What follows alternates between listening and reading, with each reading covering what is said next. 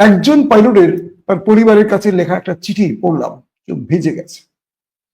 যারা শিয়ালকোট কিংবা ভারতীয় লাইন অফ কন্ট্রোলে ইন্টারন্যাশনাল বর্ডারে যুদ্ধ করছেন, তাদের অনেকের বক্তব্য উঠে আসছে পাকিস্তানের গণমাধ্যমের মাধ্যমে। অনেকগুলো বক্তব্য আজকে সারাদিন শুনেছি। ইন্টারেস্টিং ব্যাপার, আজকে দুজনের কথা শোনাবো আপনাদের।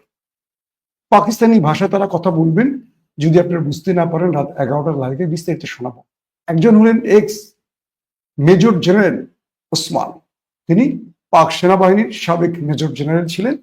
তিনি একটি অডিও রেকর্ড পাঠিয়েছেন হোয়াটসঅ্যাপে, সেটি আপনাদের শোনাবো। পাকিস্তানের পরিস্থিতি তিনি জানাচ্ছেন। আরেকটি শোনাবো পাকিস্তানের একজন জনপ্রিয় সাংবাদিক, তিনি পুরো পাকিস্তানের বিবরণটি জানিয়েছেন, সেটাও আপনাদের শোনাবো। আমি চেষ্টা করছিলাম পাকিস্তানের কোনো সাংবাদিককে সরাসরি লাইভে আনা যায় কিনা। প্রবলেম হলো যে আপনাদের অনেকেই হয়তো সরাসরি পাকিস্তানের ভাষা বুঝবেন না বলে আমরা এই সাহসটি করছি না। তারপরে যদি আপনারা কমেন্ট করে জানান, সর্বাধিক কমেন্ট আসে যে পাকিস্তান থেকে সরাসরি লাইভ দেখতে চান, তাহলে আমরা চেষ্টাটি করব।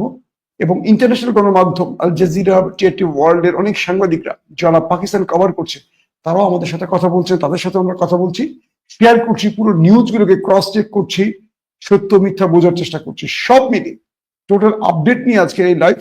আজকের লাইভটি আমি দুজনের অডিও শোনাবো আপনাদের, আর নিজে কিছু আপডেট দেবো, যেটা এই রিসেন্ট আপডেট। আমি যদি প্রথমে আপনাদেরকে বলে রাখি আপডেট প্রথম, রয়টার্স বলছে ভারত পাকিস্তানের এই যুদ্ধে ইতিমধ্যে ভারতের 83 বিলিয়ন মার্কিন ডলার ক্ষতি হয়েছে। 83 বিলিয়ন, নট মিলিয়ন।